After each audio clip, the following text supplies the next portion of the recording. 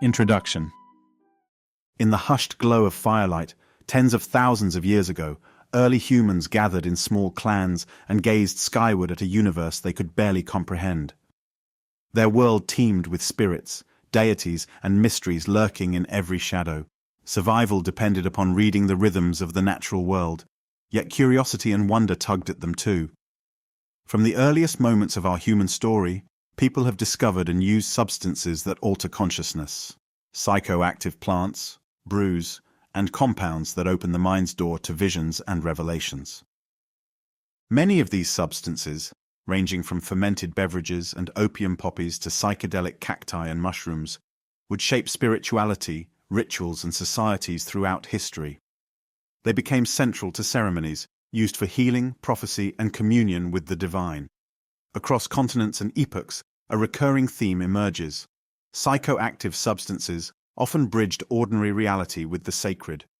They offered fleeting glimpses into alternate realms, and in many cultures formed a crucial part of religious or shamanic traditions. However, the story of psychoactive drug use is not solely mystical.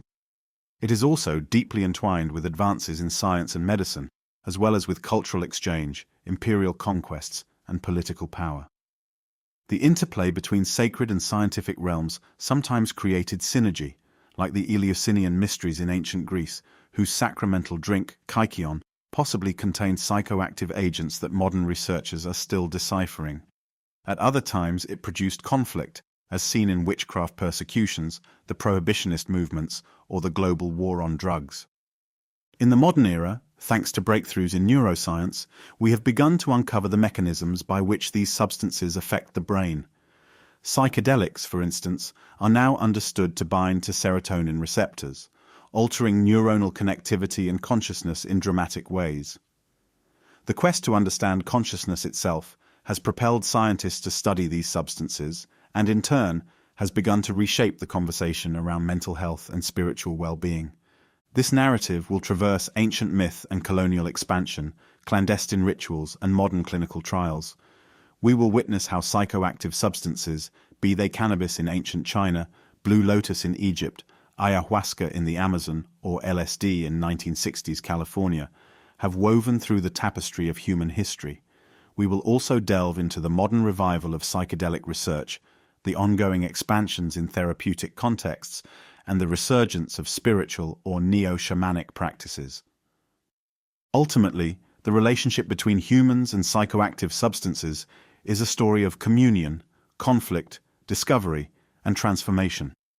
It is also a story of how we have grappled with the borders of consciousness, forever seeking ways to illuminate the mysteries at the heart of existence. Let us begin this journey where the seeds of psychoactive exploration were first planted. Deep in our prehistoric past, where shamans danced to the beat of drums and the flicker of flames cast shadows of spirits on cave walls. Chapter 1. Seeds of the Sacred, Prehistory and Earliest Evidence. Long before written records, humans lived in a dance with nature's gifts and perils. Small bands roamed plains and forests, hunting and gathering while forging deep spiritual relationships with the land. Around campfires, tales of ancestors and spirits came to life. In this primordial context, the earliest clues of psychoactive substance use emerge.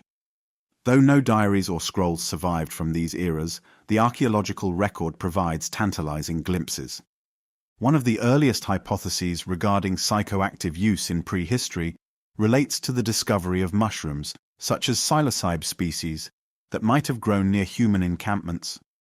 Cave paintings in places like the Tassili Naja region of Algeria, dating back thousands of years, depict figures that appear to be holding mushroom-like objects or sporting mushroom-shaped headdresses. These images have led some researchers to propose that these ancient people participated in shamanic rites involving psychedelic fungi. In Mesoamerica, similarly ancient depictions of mushroom stones have spurred interpretations that mushrooms played a spiritual role in the region's earliest cultures. Shamanism, arguably the world's oldest spiritual practice, likely formed the core of these early experiments with mind-altering substances. Shamans were healer priests who mediated between the mundane and spirit worlds. They employed techniques like drumming, chanting, dancing, fasting, and, crucially, ingestion of psychoactive plants to enter trance states.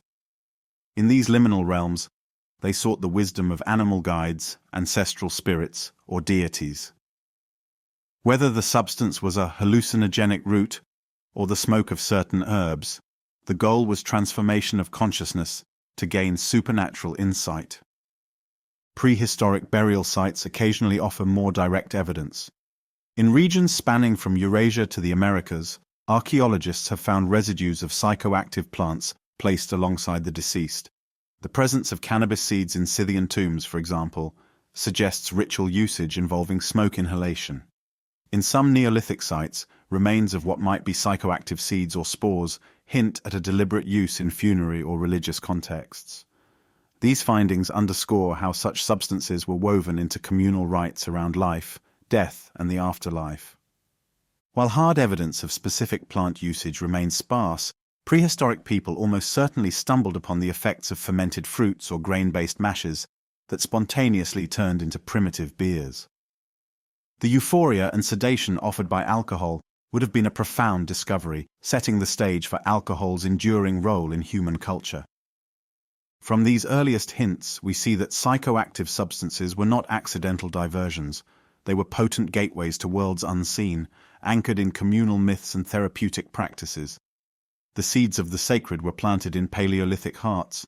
Over millennia, these seeds grew into complex traditions as humans refined their understanding of which roots to chew, which leaves to smoke, which mushrooms to ingest, and how best to harness their power in the quest for healing, revelation, and transcendence. Chapter 2. The Indus Valley and the Mystery of Soma. Around the 3rd millennium BCE, along the fertile floodplains of the Indus River in what is now Pakistan and northwestern India, a highly sophisticated civilization flourished. Known as the Harappan or Indus Valley Civilization, it boasted well-planned cities with advanced drainage systems and a rich cultural life. Though the historical record of their religious practices is incomplete, echoes of their spiritual legacy reverberate through the later Vedic culture of ancient India. Central to this later tradition was a mysterious psychoactive ritual drink called Soma. The Rig Veda, one of the oldest sacred texts, immortalizes Soma in vivid hymns. The text praises Soma as both a deity and a substance that confers immortality, insight, and divine inspiration. Ancient priests, called Brahmins, sang rapturous hymns about crushing Soma plants between stones, mixing the juice with water and milk, then straining the concoction through wool. The resulting beverage, believed to grant heightened perception, was offered to the gods and consumed during elaborate rituals. But what exactly was Soma? The identity of the original plant used in Soma rituals has been a topic of passionate scholarly debate. The most famous theory, proposed by R. Gordon Wasson in the 1960s, is that Soma was the hallucinogenic mushroom Amanita muscaria, fly agaric. Wasson pointed out certain parallels. The red-capped Amanita muscaria grows in northern regions, including parts of Central Asia, and has been used in shamanic rites in Siberia. He noted descriptions in the Rig Veda of Soma as an entity that purifies itself through a cycle akin to urine filtration, a process sometimes used in Siberian shamanism to mitigate certain toxins of the mushroom. Other researchers argue for different candidates, such as ephedra, cannabis, or a combination of psychoactive plants. Some suggest the original Soma may have varied over time or from region to region, further complicating the puzzle. Despite the uncertainty, one point is clear. The Vedic culture attributed a supreme spiritual significance to this drink, crediting it with granting wisdom, vitality, and even a glimpse of immortality. In parallel to Vedic Soma worship, the broader Indus region saw a variety of healing and ritual practices, possibly including the use of fermented beverages and medicinal herbs. Seals and terracotta figurines discovered in Harappan sites depict deities or priestly figures in yogic postures, suggesting a deep connection to altered states of consciousness, achieved through both physiological and psychoactive means. This blend of archaeology, philology, and speculation makes the story of Soma an enduring enigma in the history of psychoactive substances. Whether derived from a mushroom, a plant, or a synergistic brew, Soma served as a critical bridge between humans and gods in the Indo-Iranian world. It embodied an alchemical transformation, earthly matter transmuted into spiritual revelation. As we move forward in history, we will see other cultures fashion their own versions of sacred elixirs, each shaped by local flora, myth, and the quest for transcendence. Chapter 3: The Egyptian Sorcery, Blue Lotus and Beyond. Along the banks of the Nile, ancient Egyptian civilization blossomed with monumental architecture, an intricate pantheon of gods, and a profound belief in the afterlife. Enclosed within that spiritual tapestry was a pharmacopoeia of herbal remedies and ritual substances, some of which bore psychoactive properties. Among these, the blue lotus, Nymphea caerulea, stands out as one of the most iconic symbols of Egyptian spirituality. The blue lotus features prominently in Egyptian art and iconography. Depicted in temple carvings, tomb paintings, and amulets, it was often shown in scenes of banquets and religious ceremonies. While modern analysis reveals that the plant may not be powerfully hallucinogenic, it can induce mild psychoactive effects, including relaxation and euphoria, possibly due to alkaloids like apomorphine and nuciferin. Ancient Egyptians revered it not just for its subtle mind-altering properties, but for its symbolism. The flower's daily blooming and nightly withdrawal into the water mirrored the cycle of rebirth, a key concept in Egyptian cosmology. This sacred plant was often steeped in wine to augment its effects, creating a mildly narcotic beverage used in social and ceremonial contexts. It was believed to heighten sensual experiences and open pathways to the divine. Pharaohs and nobles alike might have indulged in blue lotus wine during feasts, fostering states of heightened perception and emotional warmth. Given Egyptian society's emphasis on maintaining ma'at, cosmic order, psychoactive substances may have played a carefully regulated role in the pursuit of spiritual or ecstatic connection. Beyond the blue lotus, ancient Egypt had access to other psychoactive substances.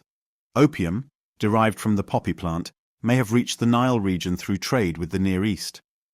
Herbal concoctions containing mandrake or henbane, plants with tropane alkaloids, were also used medicinally and ritually. Egyptian medical papery detail a sophisticated knowledge of pharmacology, including sedation, pain relief, and antiseptic treatments. However, the boundary between medicinal use and spiritual or recreational use could be fluid. Priests and magicians, who held considerable sway over ritual life, were adept at formulating potions and salves for healing and spiritual purposes. Incense, too, played a role, as frankincense and myrrh, though not strongly psychoactive, contributed to the multisensory ambience of temple rites and might have induced mild states of relaxation or reverence. One of the most striking aspects of Egyptian psychoactive use is its integration into a grand religious narrative.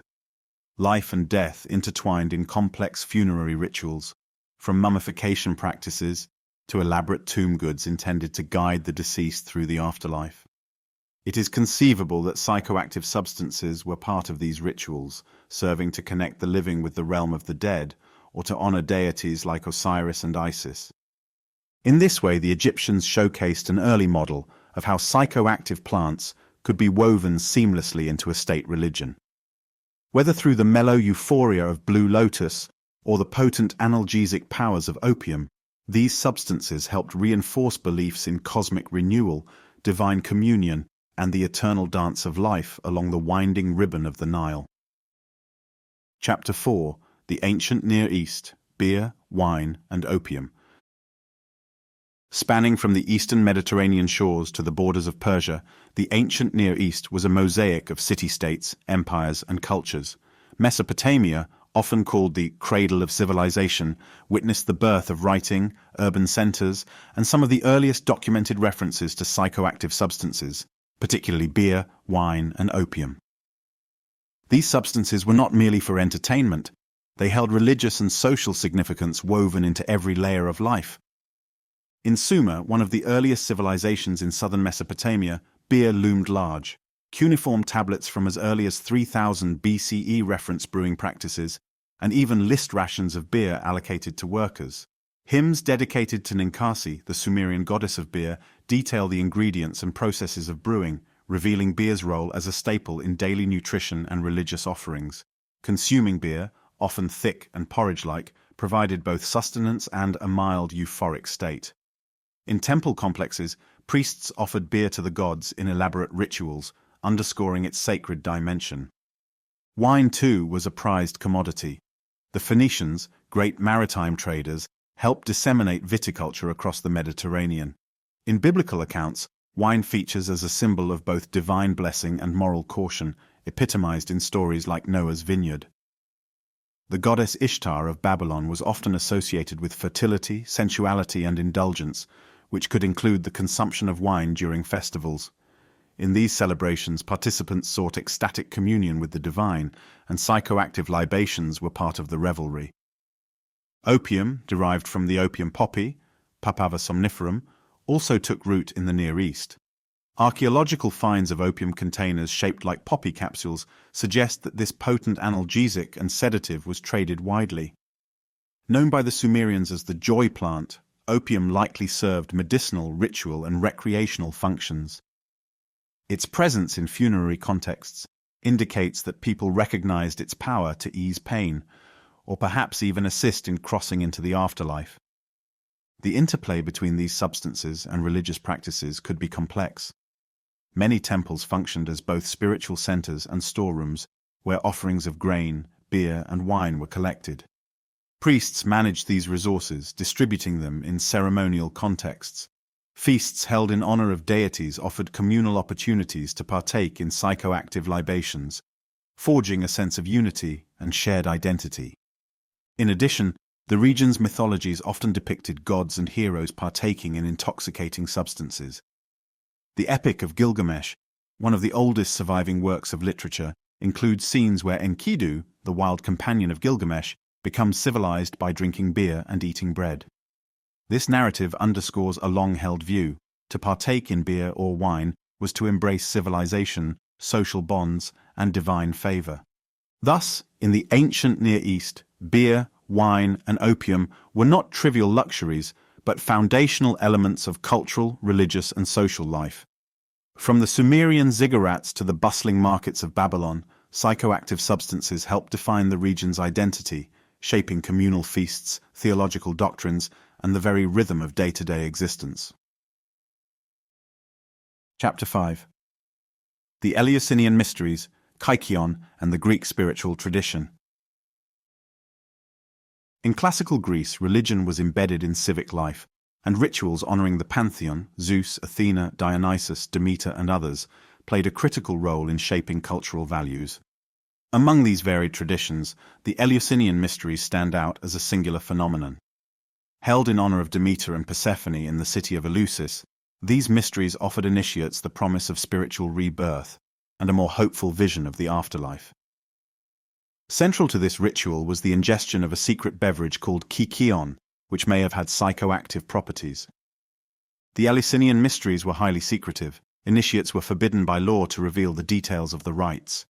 What we do know comes from references in ancient texts by authors like Homer, Aristophanes, and Plutarch, supplemented by archaeological finds. Initiates went through a multi-stage process of purification, fasting, and pilgrimage. The climactic moment occurred in the Telesterion, a large hall where the sacred drama of Persephone's abduction by Hades and her cyclical return to Earth was enacted. Kykeon was central to these rites. At face value, it was described as a simple mixture of water, barley, and mint. Yet the euphoric and visionary experiences many initiates reported, some of whom later wrote cryptically about it, point to the possibility that something more potent was at play. Scholars such as Carl A. P. Ruch and Albert Hofmann, the chemist who famously synthesized LSD, have proposed that kykeon might have contained ergot alkaloids derived from a fungus, Claviceps purpurea, that grows on grains. Ergot alkaloids are chemically related to LSD, which could explain the profound spiritual revelations initiates described. To the ancient Greeks, these revelations were not mere hallucinations, but glimpses into the underpinnings of existence. The mysteries conveyed the story of Demeter's loss and reunion with Persephone, a powerful allegory for the cycles of life, death, and rebirth. The transformation of consciousness induced by kykeon, if it indeed contained psychoactive compounds, would have intensified the emotional and spiritual impact of the rite. Historically, Even non-Greeks recognized the importance of Eleusis.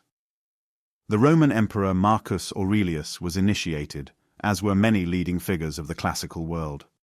Despite the universal ban on revealing the mysteries, multiple initiates hinted at a profound, life-changing experience that banished the fear of death. The poet Pindar famously wrote that those who participated in the mysteries know the end of life and its beginning. From a broader perspective, the Eleusinian mysteries exemplify how controlled, community-sanctioned use of a psychoactive sacrament can foster deeply transformative spiritual experiences. Unlike unregulated or casual substance use, the mysteries operated within a carefully orchestrated religious framework, passed down over centuries. Whether or not modern scholars pinpoint the exact psychoactive agent in kykeon, its legacy endures as a prime example of how ancient civilizations recognized the potential of altered states to unlock universal truths about life, death, and the human soul. Chapter 6. Asia, Cannabis, Tea, and the Evolution of Mind-Altering Rituals. From the steppes of Central Asia to the fertile plains of the Yangtze, psychoactive substances have long woven through the spiritual and social fabrics of Asia. Perhaps no plant has seen a wider cultural and religious reach than cannabis. Discovered by prehistoric peoples in Central Asia, cannabis eventually spread across the continent. Its medicinal, textile, as hemp, and psychoactive properties made it a revered resource among diverse civilizations. In ancient China, the earliest documented references to cannabis, known as ma, appear in texts like the Shenong Bengxiao Jing, Divine Farmer's Materia Medica, attributed in legend to the mythical Emperor Shenong around 2800 BCE. Although the text likely originated centuries later, it highlights cannabis as a remedy for various ailments, from rheumatism to constipation.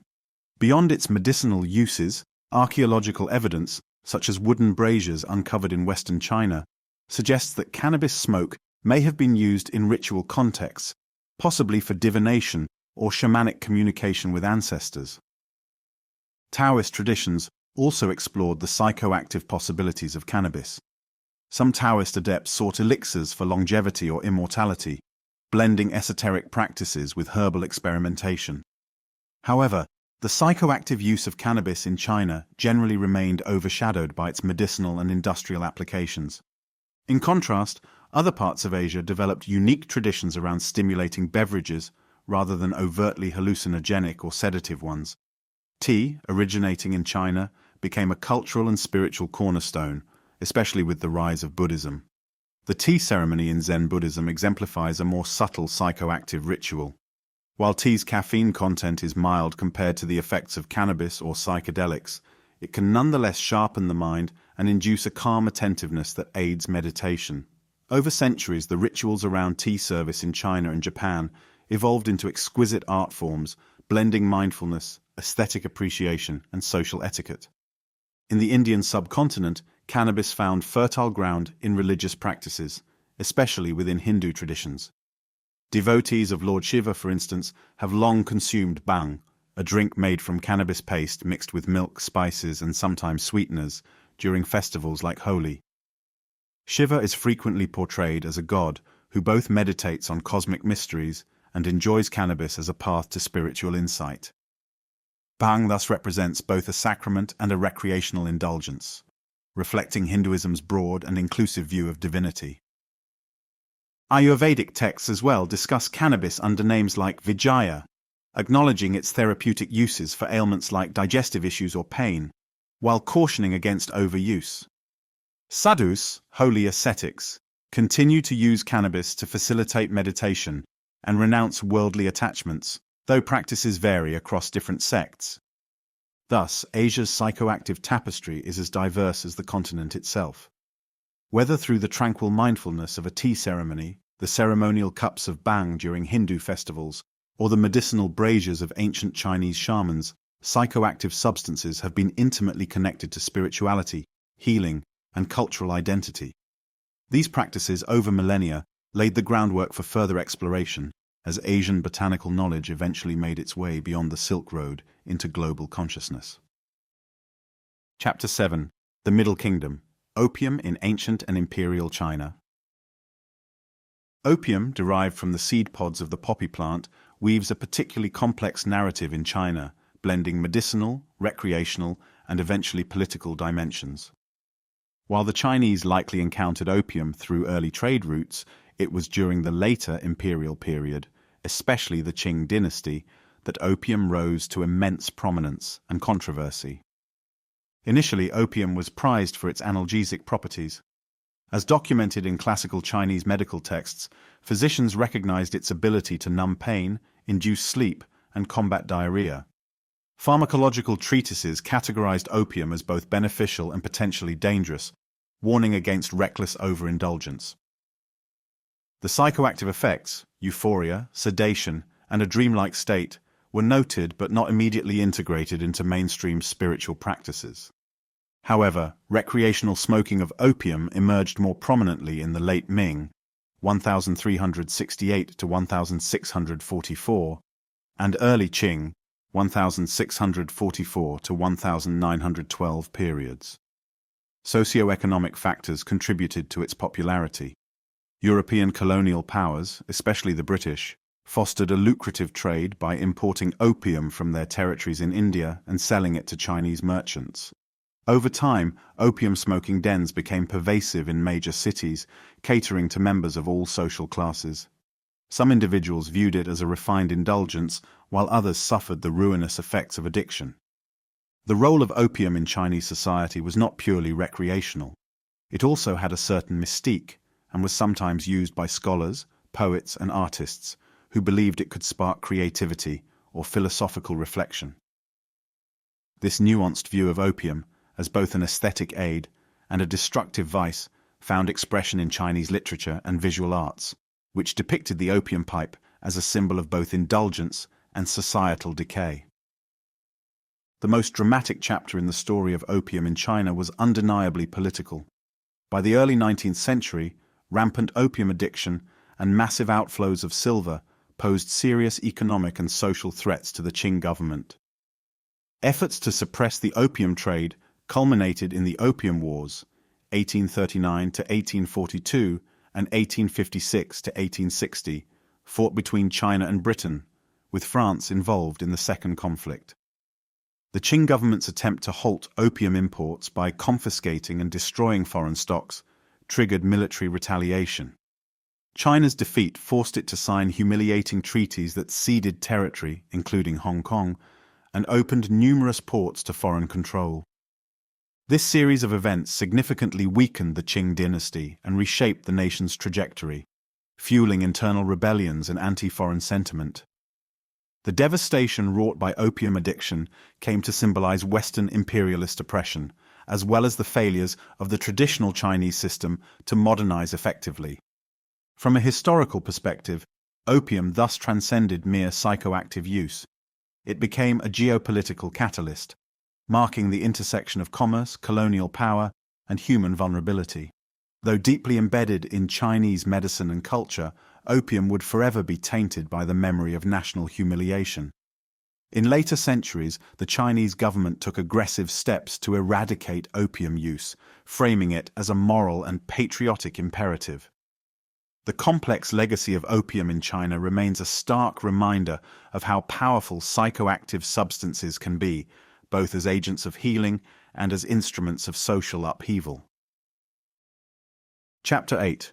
The New World, Peyote, Ayahuasca, and the Shamanic Heritage. Across the oceans, in the vast continents of the Americas, peoples and cultures developed their own rich tapestry of psychoactive traditions. Two plant-based sacraments stand out for their enduring spiritual and therapeutic significance: peyote in North America and ayahuasca in South America. Both have formed the backbone of shamanic and communal rituals for centuries, and both embody the deep relationship between humans and the consciousness-altering flora around them. Peyote is a small cactus, Lophophora williamsi, native to the deserts of northern Mexico and the southwestern United States. It contains mescaline, a potent psychedelic alkaloid that induces vivid visual and introspective experiences. Archaeological evidence, including peyote specimens found in ancient burial sites, suggests that indigenous tribes have used the cactus for at least 5,000 years. Central to the Huichol, Tarahumara, and other Native American cultures, peyote ceremonies often involve night-long singing, chanting, and prayer under the guidance of a shaman or roadman. Participants may seek healing, guidance, or a deeper connection with the spirit world. The emphasis on communal support and moral introspection underscores peyote's sacred role, elevating it beyond mere recreation. Farther south in the lush rainforests of the Amazon basin, ayahuasca, also known by numerous local names like yage or kaapi, has long been a pillar of indigenous spiritual practice. This brew, typically made from the Banisteriopsis carpi vine and the leaves of the Psychotria viridis bush or other DMT-containing plants, produces intense visionary journeys. Shamans, known as curanderos or ayahuasqueros, use ayahuasca to diagnose and heal illnesses, communicate with plant spirits, and gain insight into hidden realms. The brew's psychoactive effects stem from a synergistic interplay. The MAO inhibitors in Banisteriopsis caapi allow the DMT in the other plant to be orally active, thus unleashing the visions. Both peyote and ayahuasca ceremonies often involve a structured ritual framework. Before imbibing, participants may undergo dietary restrictions or fasting. Shamans chant icaros, medicine songs, use musical instruments like rattles or drums, and sometimes blow tobacco smoke to guide or protect participants during their visionary state. The communal aspect is integral. Individual revelations are shared within a group setting, reinforcing social bonds and collective identity.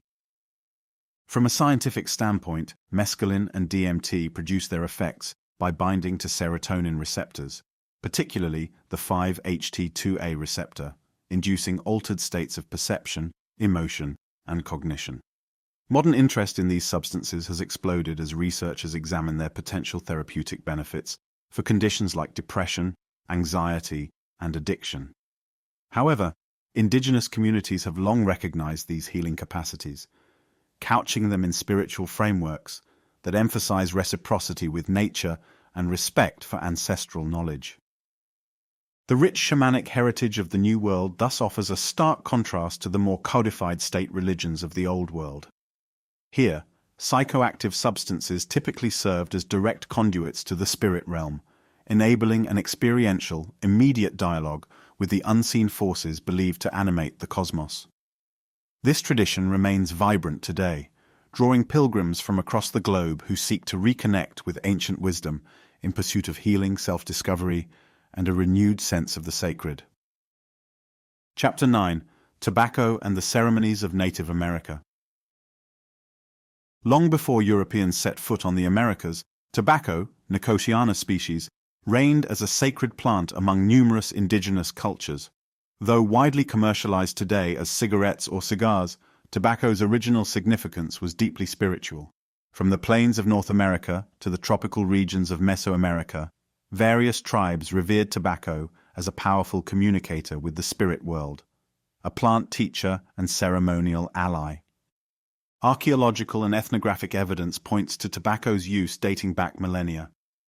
Among North American tribes like the Lakota, Cheyenne, and Iroquois, tobacco played a central role in offerings, rituals, and treaties. The plant was often cultivated in small sacred gardens, and individuals learned to handle it with reverence. Smoking pipes were carved with intricate designs, signifying their role as conduits for prayerful smoke. Ceremonies frequently involved pipe exchanges, where taking a puff and passing the pipe symbolized communal harmony, spiritual commitment, and the sealing of bonds. In contrast to modern cigarettes, which often contain chemically treated tobacco at relatively low concentrations, indigenous preparations were typically stronger and purer. The inhalation of potent tobacco smoke induced a mild to intense psychoactive effect, including heightened focus, visions, or trance states. Shamans or medicine men sometimes use stronger varieties, like Nicotiana rustica, for deeper journeys into the spiritual realm. The smoke was believed to carry prayers to the Great Spirit, bridging the mortal and divine worlds. Moving southward, the Maya and Aztec civilizations also embraced tobacco. Maya artwork depicts deities and rulers smoking or blowing tobacco smoke during rituals. In Aztec culture, the goddess Cihuacoatl was associated with midwifery and used tobacco in certain healing practices.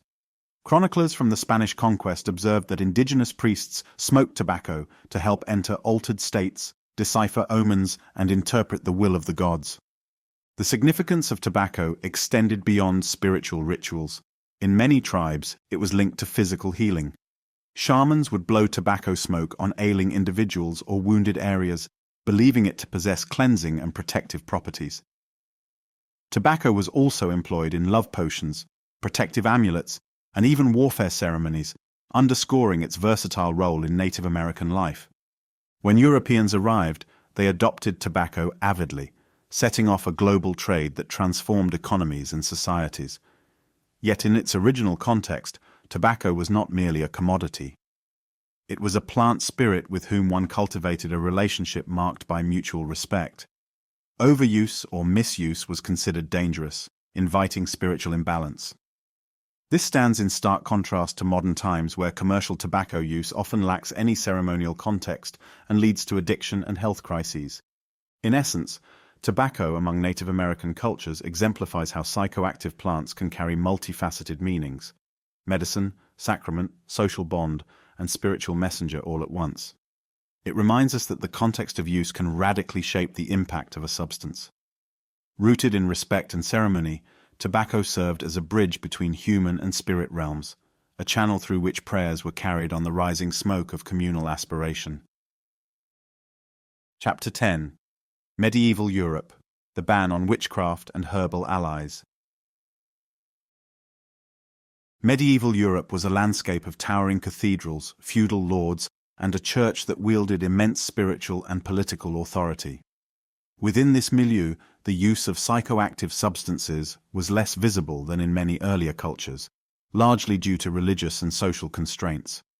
Still, certain herbs and potions persisted in folk medicine and mystical practices, often at the fringes of ecclesiastical acceptance. Over time, these practices became entangled in accusations of witchcraft, resulting in persecution, trials, and the suppression of traditional herbal knowledge. Europeans had long used alcohol, particularly beer, ale, and wine, as a standard part of daily life. Monastic breweries flourished, and wine was central to Christian liturgical rites, the Eucharist. But other mind-altering substances like mandrake, henbane, belladonna, deadly nightshade, and datura carried darker associations. These plants contain tropane alkaloids, atropine, scopolamine, hyoscyamine, that can induce delirium, hallucinations, and even a sensation of flight when absorbed through the skin. Folk healers, midwives, and herbalists often possessed knowledge of these plants, crafting ointments or flying salves purportedly used in nocturnal gatherings, what later would be sensationalized as witches' sabbaths. The church and secular authorities viewed such gatherings as heretical or demonic, conflating any use of psychoactive potions with diabolical pacts. In reality, some of these salves may have been used to induce trance states for healing rituals or personal exploration, though it is difficult to separate fact from the lurid folklore that later encrusted the witch trials. The infamous witch hunts, peaking between the 15th and 17th centuries, cast a long shadow over any practice perceived as pagan or unnatural. While many accusations of witchcraft stemmed from social tensions, political motives, or outright misogyny, the presence of psychoactive herbs in folk traditions offered a convenient scapegoat. Manuals such as the Malleus Maleficarum, 1487, detailed the alleged horrors of witchcraft, fueling mass hysteria. Countless individuals, predominantly women, were tortured and executed, often on flimsy evidence. Meanwhile, mystical practices within the church itself sometimes included altered states, but these were sanctioned through prayer, fasting, or divine intervention, rather than the ingestion of psychoactive substances. Saints and visionaries like Hildegard of Bingen reported intense mystical experiences, though these were carefully couched in orthodox theology. The difference was that church-sanctioned visions were attributed to divine grace, whereas folk trance states brought on by mysterious salves or brews were condemned as witchcraft. Despite the prohibitions, some esoteric orders and alchemists quietly explored herbal lore. Renaissance figures like Paracelsus revived the study of plant-based medicines, blending alchemy, astrology, and early chemistry. Yet the overarching climate of fear and persecution meant that many psychoactive practices remained underground or were lost entirely. By the dawn of the early modern era, Europe had set the stage for a more systematic inquiry into the natural world, paving the way for the scientific revolution. But the medieval period's suspicion and crackdown on anything resembling witchcraft left a lasting scar, stigmatizing certain psychoactive substances and severing many Europeans from the older shamanic or pagan traditions that had once flourished on the continent. Chapter 11: Age of Exploration, the Global Exchange of Plant Medicines. The Age of Exploration, spanning roughly the 15th to 17th centuries, irrevocably reshaped the world. Driven by the lure of new trade routes, wealth, and territorial expansion, European powers like Spain, Portugal, England, and France sent ships across uncharted seas. In the process, they encountered cultures in Africa, Asia, and the Americas, with their own rich heritages of psychoactive plants. This global contact triggered an unprecedented exchange of botanical knowledge and substances, yet it also ignited conflicts, colonization, and cultural upheavals that reverberate to this day. On one hand, the so-called Columbian exchange introduced Europeans to cacao, coca, tobacco, and various psychoactive cacti and mushrooms from the New World. Chocolate, cacao, for instance, was a sacred beverage among the Aztecs and Maya, prepared with chili peppers and spices. Europeans, upon tasting it, quickly adopted and adapted this stimulant-laced treat, sweetening it with sugar from their burgeoning Caribbean plantations. Tobacco, too, was seized upon by sailors and merchants, transforming into a lucrative industry as smoking spread across Europe and the rest of the globe. Meanwhile, Christian missionaries and colonial administrators witnessed indigenous ceremonies involving substances like peyote and ayahuasca, often condemning these practices as pagan or diabolical. The Spanish Inquisition, for example, took a harsh stance against idolatrous rituals in Mesoamerica. Native shamans who used hallucinogenic mushrooms or cacti risked severe punishment if caught. Despite such oppression, some substances like coca in the Andes were eventually co-opted by colonial economies. Coca leaves, long revered by the Inca for endurance at high altitudes and spiritual significance, became a commodity for Spanish colonial mining operations, as workers chewed leaves to combat fatigue and hunger. Simultaneously, Europe exported its own psychoactive staples, namely alcohol, to indigenous populations around the world. Spirits like rum or brandy proved devastating in many communities, fueling social disruption and dependency. At the same time, medical and botanical explorers such as Nicolas Monades and Bernardino de Sahagún documented New World plants, occasionally acknowledging their indigenous uses. These early ethnobotanical records laid foundations for future scientific inquiry. Africa, too, was part of this global interaction. Enslaved Africans carried with them knowledge of plant medicines and spiritual practices to the Americas, where syncretic religions like Vodou, Santeria, and Candomblé emerged.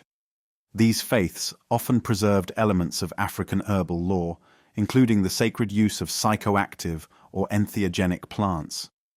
From a macro perspective, the Age of Exploration was less an equal exchange, and more an era of exploitation, forced conversion, and cultural erasure.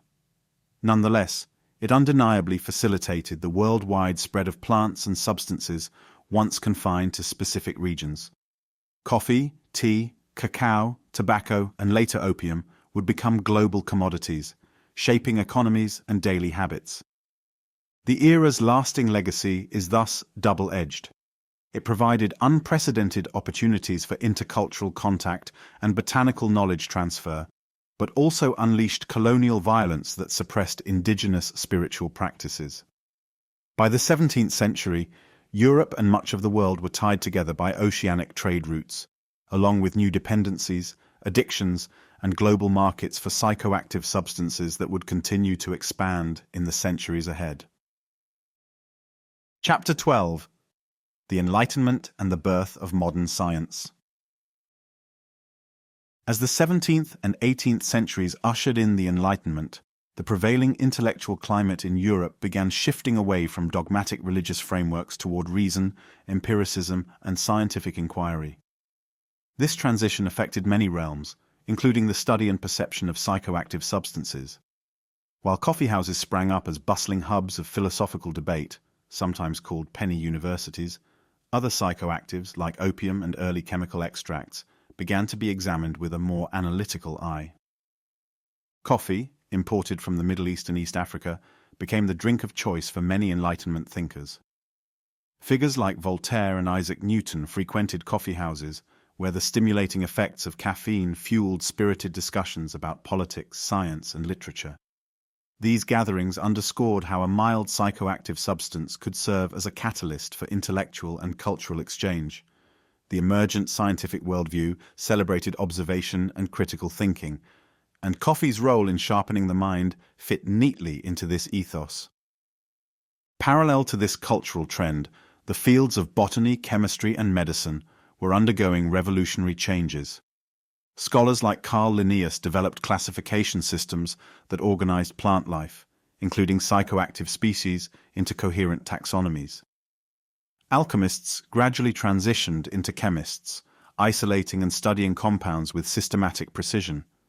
For example, morphine, the principal alkaloid in opium, would be isolated in the early 19th century by Friedrich Zerturner, paving the way for the modern pharmaceutical industry.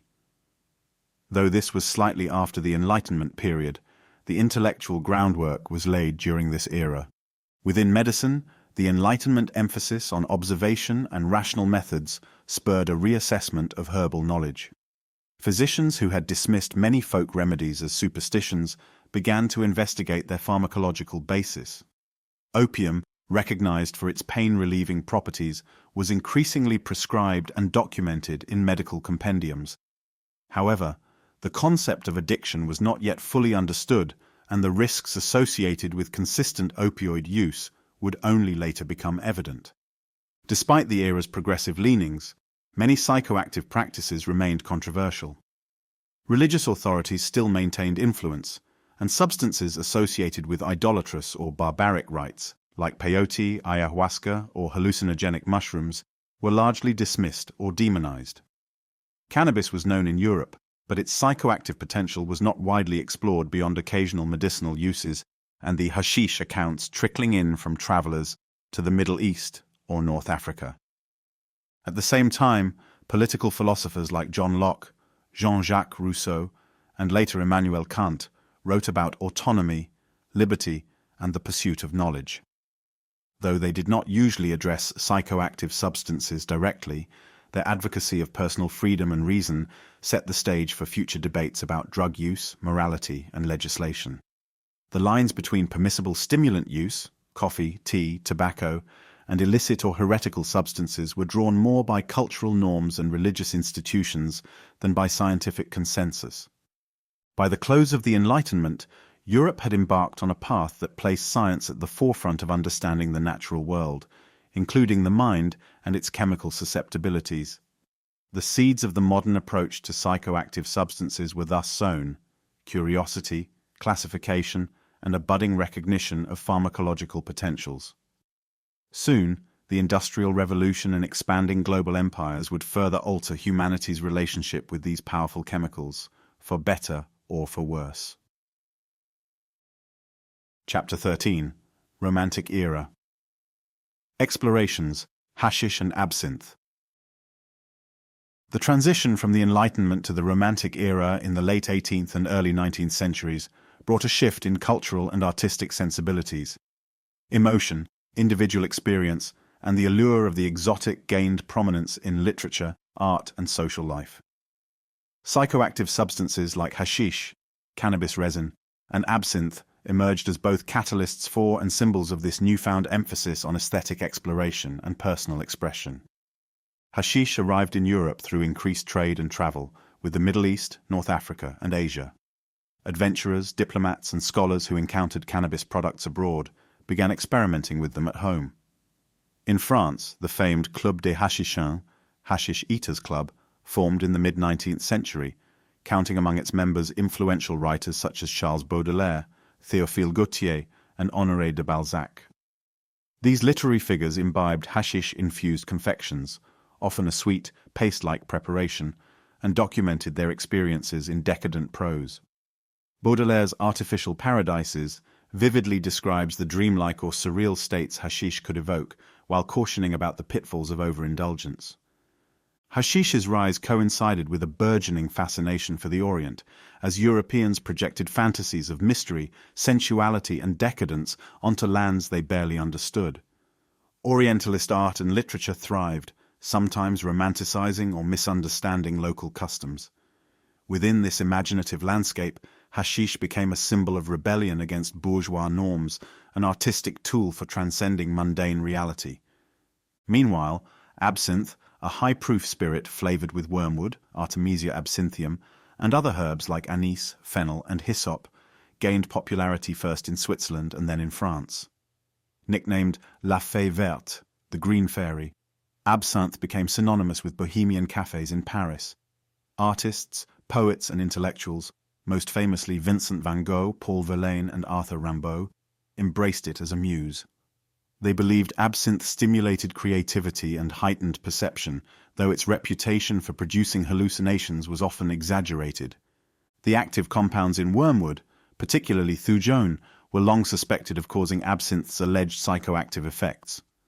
Modern research suggests that while thujone can be neurotoxic in high doses, typical absinthe consumption likely produced its distinctive effects, mostly from its high alcohol content and the ritualistic manner of preparation. Nevertheless, the mythic aura of absinthe persisted, fueled by the bohemian mystique and lurid tales of madness, murders, and delirium tremens.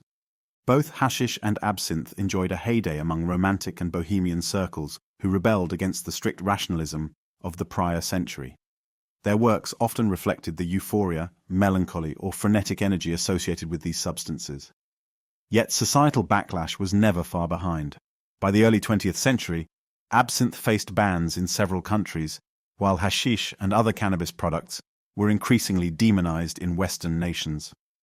The Romantic era's dalliance with hashish and absinthe illustrated a broader pattern: the collision of psychoactive exploration with cultural norms, resulting in both artistic breakthroughs and moral panics. In these substances, writers and artists found a key to unlock hidden realms of the psyche, setting the stage for continued experiments with the mind's frontiers, a quest that would intensify in the decades and centuries to come.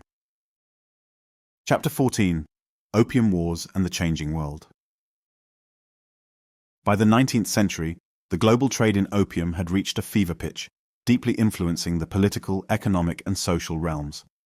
Britain, through the East India Company, had established vast poppy fields in India and exported large quantities of opium to China.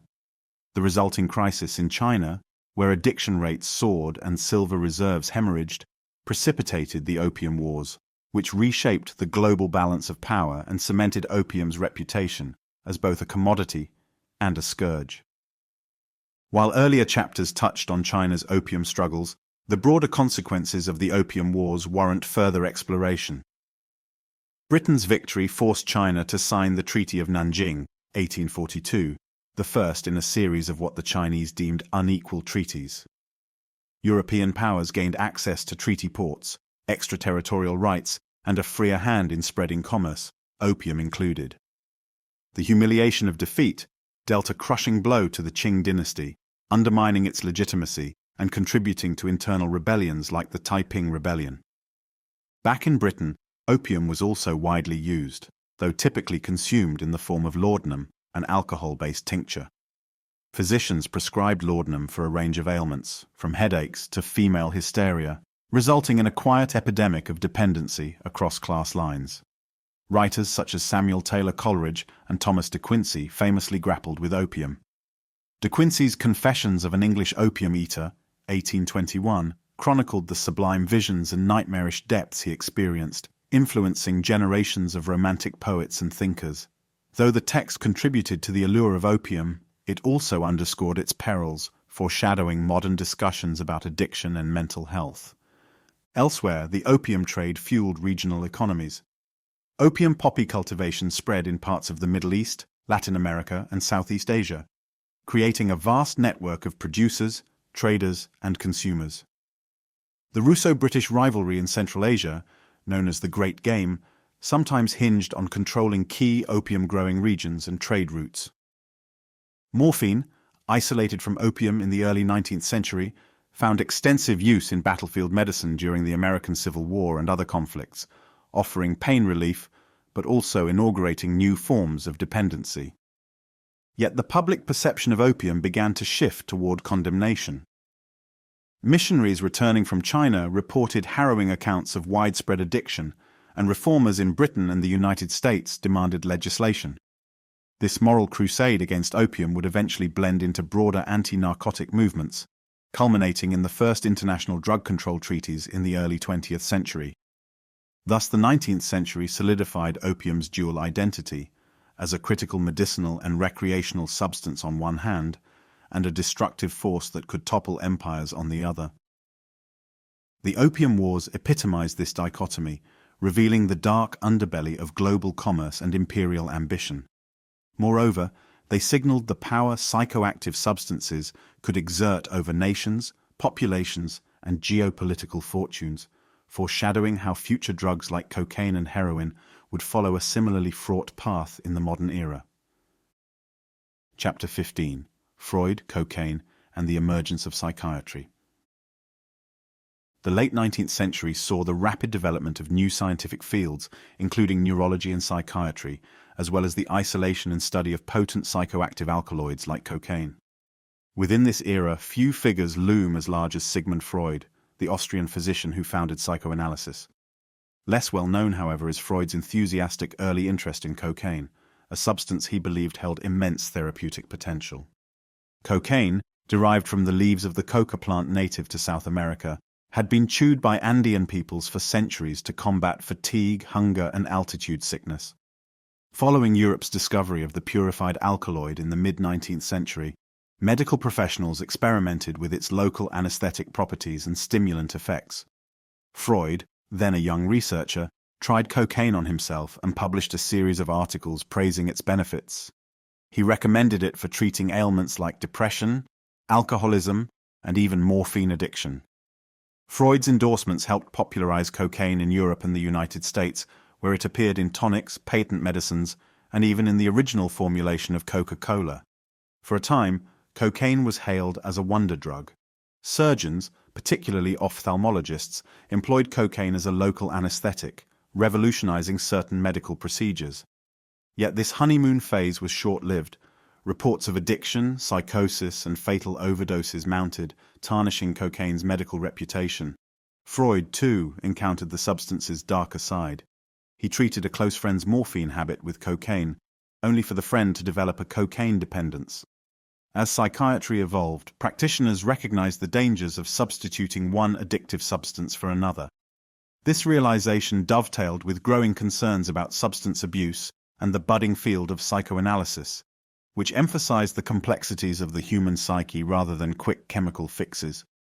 Amid this backdrop, psychiatry itself was transforming. Asylums were giving way to more humane treatment approaches, and physicians grappled with the psychological roots of mental illness rather than merely its physical manifestations. Psychoanalysis, though controversial, placed unconscious desires and childhood experiences at the heart of understanding neuroses and psychoses. This intellectual environment spurred discussion about how substances like cocaine or morphine might influence or mirror deeper psychological issues. Meanwhile, legislative pressures mounted against unregulated psychoactive substances. By the early 20th century, countries like the United States began passing laws that restricted or criminalized cocaine. This shift was part of a broader movement to regulate opium and other drugs, culminating in international agreements such as the 1912 Hague International Opium Convention. Freud's early advocacy for cocaine, followed by his subsequent ambivalence, mirrors the broader trajectory of late 19th century medicine, a heady mix of discovery, unbridled optimism, and eventual reckoning with unintended consequences. Cocaine's story in this period underscores the thin line between pharmacological boon and social hazard, a tension that psychiatry, pharmacology, and law would continue to wrestle with in the coming decades. Moreover, it foreshadowed how psychoactive substances could captivate public imagination, only to spark moral panics and regulatory crackdowns once their darker potentials came into view. Chapter 16. Early 20th Century Prohibition Movements. The dawn of the 20th century brought industrialization, urbanization, and a wave of social reform across much of the Western world. In the United States, progressive-era activists targeted corruption, women's suffrage, and labor rights. But another cause gained momentum: prohibition of intoxicating substances, most famously alcohol. This period also saw the initial criminalization of other psychoactive drugs like opium and cocaine, shaping modern attitudes and laws surrounding substance use. Spurred on by temperance groups such as the Women's Christian Temperance Union and the Anti-Saloon League, the United States enacted nationwide alcohol prohibition with the 18th Amendment in 1920. While the temperance movement claimed moral, religious, and public health justifications, a mixture of xenophobia and nativism also played a role. Immigrant communities, particularly those with cultural traditions of wine or beer consumption, were singled out. Nonetheless, the law of the land for over a decade, until its repeal in 1933, was that the manufacture, sale, and transportation of intoxicating liquors were illegal. Parallel efforts targeted narcotics. By 1914, the Harrison Narcotics Tax Act in the U.S. regulated and taxed opium and cocaine, effectively criminalizing non-medical use. Medical professionals could still prescribe these substances, but the law aimed to curb their recreational availability. Similarly, Canada passed the Opium Act in 1908, motivated in part by anti-Chinese sentiment and moral panic over opium dens. Legislation soon expanded to encompass other drugs, sowing the seeds of the modern war on drugs. Prohibition movements reflected cultural anxieties about social change, urban decay, and the moral fiber of the nation. Reformers often framed drug use as a moral failing, attributing poverty, crime, and domestic violence to alcohol or narcotics rather than systemic social issues. Women played a notable role, citing the toll of drunkenness on family life. While these laws aimed to foster public welfare, they frequently fell short of their lofty goals. In practice, alcohol prohibition in the United States gave rise to speakeasies, bootlegging, and organized crime syndicates that thrived on the illegal trade. Figures like Al Capone became notorious, and prohibition agents were often underfunded or corrupted. Meanwhile, the American public's thirst for booze hardly diminished. Creative workarounds flourished, from homebrewed bathtub gin to medicinal alcohol prescriptions. The so-called Noble Experiment ended in 1933, recognized by many as a policy failure that fueled crime rather than eliminating drinking. For narcotics, prohibition also produced unintended consequences. Doctors wary of legal repercussions reduced prescriptions, leading individuals suffering from addiction to seek illicit sources. Smuggling networks expanded, and communities of color were disproportionately targeted by law enforcement. Stigmatization intensified around drug use, undermining harm reduction strategies and perpetuating social marginalization. By the mid-20th century, many of these prohibition frameworks remained firmly in place, establishing a moralistic and punitive approach to substance control. Despite some relaxation of alcohol laws, the prohibitionist ethos persisted regarding hard drugs. This legacy would shape public discourse and policy for decades, influencing how societies viewed addiction, criminal justice, and the role of state intervention in regulating human consciousness. Chapter 17. LSD, Bicycle Day and the Psychedelic Revolution. April 19, 1943, later celebrated as Bicycle Day, marks a pivotal moment in the modern history of psychoactive substances.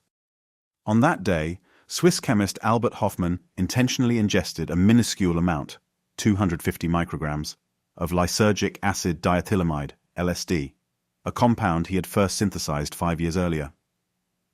The ensuing bicycle ride from his laboratory to his home in Basel, during which he experienced a kaleidoscopic shift in perception, became the stuff of scientific legend. Hofmann's discovery set off a profound cultural and scientific saga that would reverberate through the mid-20th century and beyond.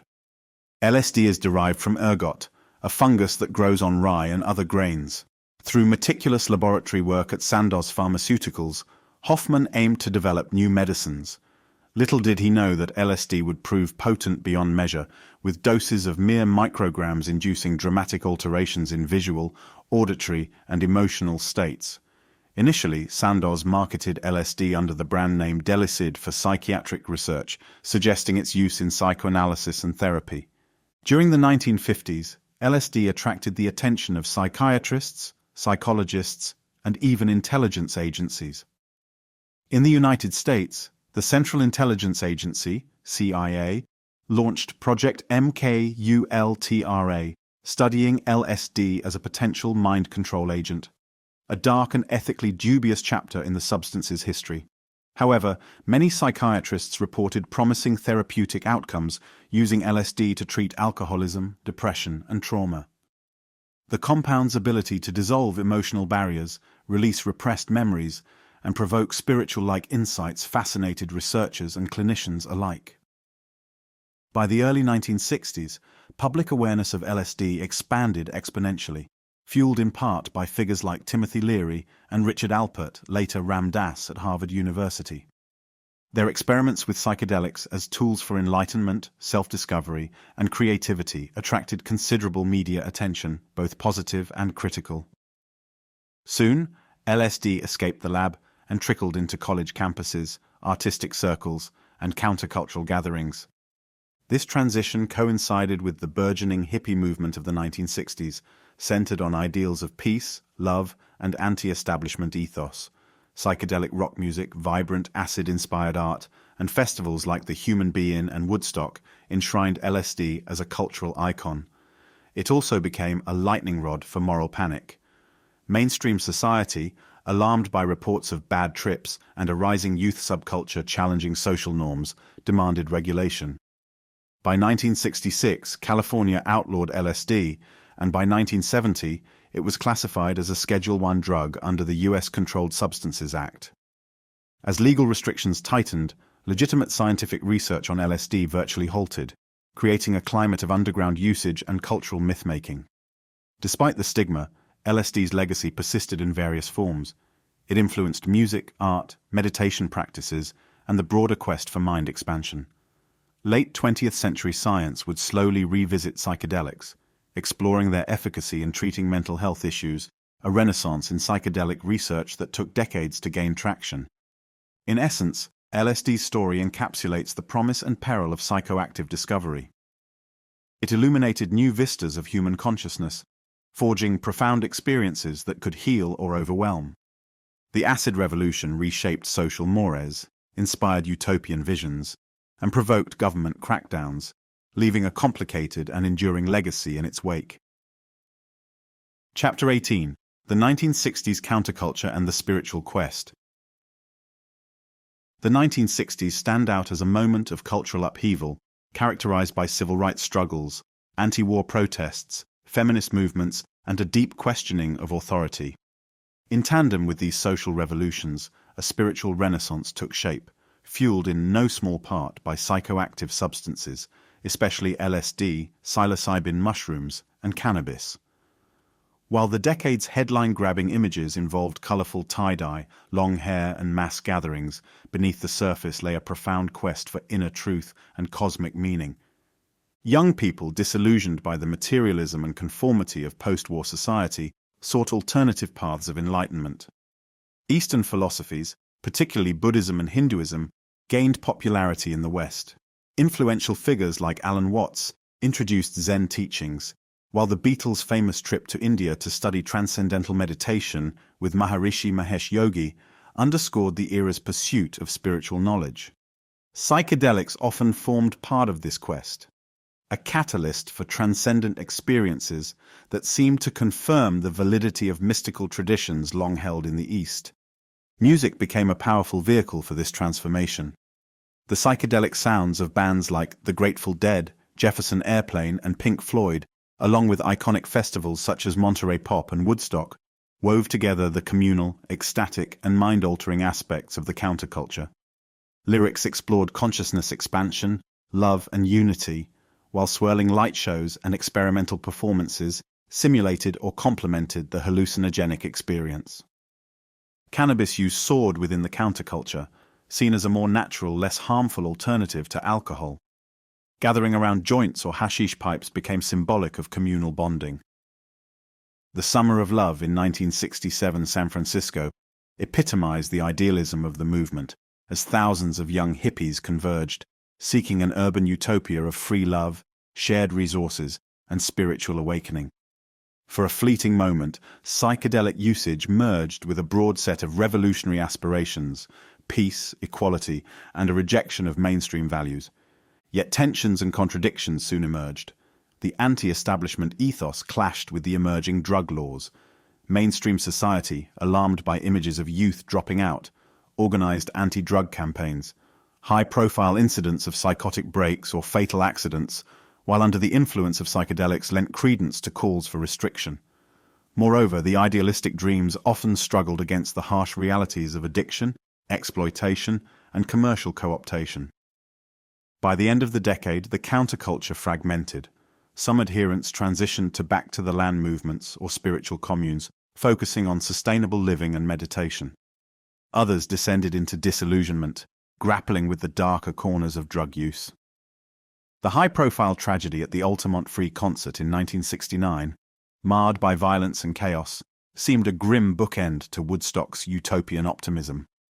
Nonetheless, the 1960s had unleashed a potent legacy, the idea that psychoactive substances could serve as sacraments in the pursuit of mystical insight, personal growth, and social transformation. From this point forward, spiritual seekers, artists, and scientists alike would carry forth a complex narrative, one in which psychedelics held the potential for both radical enlightenment and individual or collective peril. The decade's cultural crucible left behind a tapestry of music, literature, and altered consciousness that would resonate through the decades to come. Chapter 19. The work of Stanislav Grof and Transpersonal Psychology. In the wake of the 1960s psychedelic explosion, many academic researchers found themselves sidelined as governments increasingly restricted psychoactive studies. Yet a few pioneering voices persisted in exploring the therapeutic and spiritual dimensions of altered states. Among these was Stanislav Grof, a Czechoslovak-born psychiatrist whose groundbreaking work with LSD therapy laid the foundation for transpersonal psychology, a field dedicated to understanding experiences that transcend the individual ego. Grof began his career at the Psychiatric Research Institute in Prague, where he conducted LSD psychotherapy sessions under controlled conditions, aiming to unlock repressed traumas or catalyze transformative insights in patients.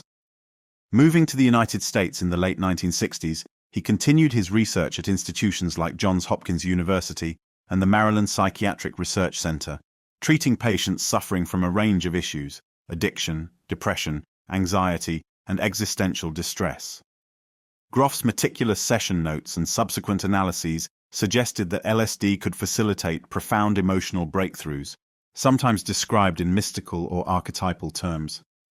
As LSD research became untenable due to legal restrictions, Grof pivoted to developing non-pharmacological methods to induce altered states. Along with his wife Christina Grof, he created holotropic breathwork, a technique involving rapid, controlled breathing and evocative music, aimed at eliciting experiences similar to those achieved with psychedelics. Participants often reported visionary journeys, encounters with archetypal figures, and resolutions to deep-seated psychological conflicts. Influenced by Jungian psychology and Eastern philosophies, Grof proposed a cartography of the human psyche that extended beyond the individual's personal biography to include transpersonal realms, shared mythic or spiritual dimensions that transcended space and time. He wrote extensively about perinatal experiences, memories of birth, and their role in shaping one's psyche, asserting that intense therapeutic experiences or psychedelic sessions could reactivate these early imprints. At the same time, figures like Abraham Maslow were proposing the concept of self-actualization and peak experiences, while Anthony Sutich popularized the term transpersonal psychology. The movement aimed to integrate spirituality and psychology, bridging the gap between Western psychotherapy's focus on pathology and Eastern contemplative traditions that emphasize cosmic unity and enlightenment. Transpersonal psychology recognized psychedelic experiences as potentially valuable explorations of the human soul, something far removed from the criminal or purely hedonistic framing dominant in the public discourse. Although mainstream psychiatry largely distanced itself from these explorations, often citing lack of rigorous clinical trials and the controversies surrounding psychedelics, the seeds planted by Groff and his colleagues would eventually sprout anew in the 21st century renaissance of psychedelic research. Their emphasis on set and setting, spiritual integration, and the therapeutic potential of non-ordinary states would resurface in modern clinical protocols using substances like psilocybin, MDMA, and ayahuasca. Thus, Groff's legacy is twofold. He preserved and expanded the theoretical framework for understanding transformative non-ordinary states at a time when prohibitionist sentiment threatened to snuff out such inquiry, and he provided practical methods like holotropic breathwork for safe exploration of these states without the use of illegal substances. Through this lens, he stood as a beacon, guiding future generations toward a more holistic understanding of human consciousness and its capacity for healing and growth. Chapter 20. The War on Drugs, Politics, Policy, and Propaganda. By the early 1970s, the tide had turned decisively against the mainstream acceptance of most psychoactive substances, particularly psychedelics, within the United States and beyond. President Richard Nixon famously declared drug abuse public enemy number one, catalyzing a global shift in drug policy often referred to as the war on drugs. This war was not merely a legal or medical stance.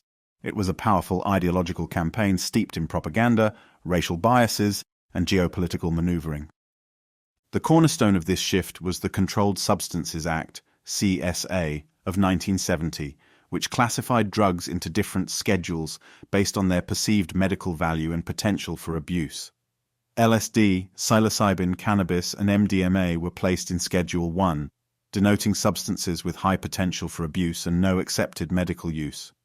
This legal categorization effectively ended most legitimate research on these compounds for decades, as securing the necessary approvals became an arduous and expensive process.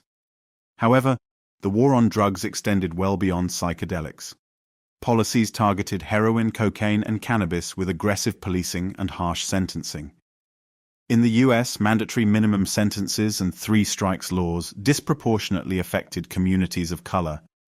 The rhetorical link between drug use, criminality, and minority populations was often played up in political speeches and media campaigns.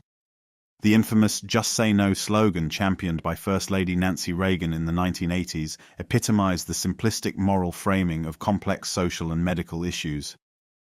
Internationally, the United States pushed for stricter narcotics controls through the United Nations, culminating in treaties like the 1971 Convention on Psychotropic Substances and the earlier 1961 Single Convention on Narcotic Drugs. Developing countries were pressured to eradicate traditional coca or opium cultivation, sometimes ignoring centuries of cultural or medicinal use among indigenous communities. This led to violent conflicts in Latin America, Asia, and elsewhere, where efforts to stamp out production collided with local livelihoods and deeply entrenched criminal cartels. The financial costs of the war on drugs ballooned as billions were spent on enforcement, incarceration, and eradication programs. Critics argued that these policies did little to reduce drug abuse while fueling mass incarceration, racial injustice, and the creation of a vast illicit market. Some law enforcement officers themselves, like former Seattle Police Chief Norm Stamper, later denounced the policy as counterproductive and damaging to public trust. Behind the bluster of political speeches lay a deep-seated anxiety over the social upheavals of the 1960s and the emergence of countercultural ideologies. By demonizing drugs, particularly those associated with youth movements, civil rights activism, or minority cultures, authorities could justify crackdowns that extended beyond mere drug control. The war on drugs thus became a war on certain communities, fueling systemic injustice and perpetuating a stigmatizing discourse around substance use. While the war on drugs remains entrenched in many regions, dissenting voices have grown louder over the years. Public health advocates, harm reduction specialists, and progressive policymakers increasingly call for decriminalization, regulation, and scientifically grounded treatment approaches. The persistent failure of punitive measures to curb drug abuse has sparked a slow re-evaluation, setting the stage for reform efforts in the late 20th and early 21st centuries. Chapter 21: The Rise of MDMA and Rave Culture. In the late 1970s and early 1980s, a new psychoactive substance began to capture the attention of therapists and partygoers alike: 3,4-methylenedioxymethamphetamine, commonly known as MDMA or ecstasy. Initially synthesized in 1912 by the German pharmaceutical company Merck, MDMA remained relatively obscure for decades. That changed when a small group of American psychotherapists, notably Leo Zeff and George Greer, started using it in clinical settings to facilitate emotional breakthroughs in couples counseling and trauma therapy. They dubbed it empathogen or entactogen, highlighting its capacity to foster empathy, emotional warmth, and honest communication. By the early 1980s, MDMA had begun circulating outside therapeutic circles, especially in dance clubs and private parties in major U.S. cities like Dallas and Chicago. Known on the street as ecstasy or XTC, the substance soon became synonymous with electronic dance music, EDM scenes that were sprouting in warehouses and underground venues. Rave culture, which combined repetitive electronic beats with communal, often all-night dancing, found a natural synergy with MDMA. Users reported heightened sensory perception, euphoria, and an intense sense of social bonding, a feeling of unity on the dance floor. Across the Atlantic, rave culture flourished in the United Kingdom during the late 1980s, Second Summer of Love, centering around acid house music and outdoor festivals. The British government and tabloid media reacted with alarm, portraying ecstasy-fueled raves as hotbeds of illegal activity. Yet for many participants, these gatherings offered a sense of escapism and communal transcendence, echoing the countercultural ethos of the 1960s, but set to a pulsing electronic beat. Even as MDMA's popularity soared, legal restrictions swiftly followed. In 1985, the U.S. Drug Enforcement Administration, DEA, moved to place MDMA on Schedule 1, citing concerns about potential neurotoxicity and recreational misuse. This move effectively halted most legitimate research, mirroring the earlier crackdown on LSD and other psychedelics. European countries soon enacted similar bans.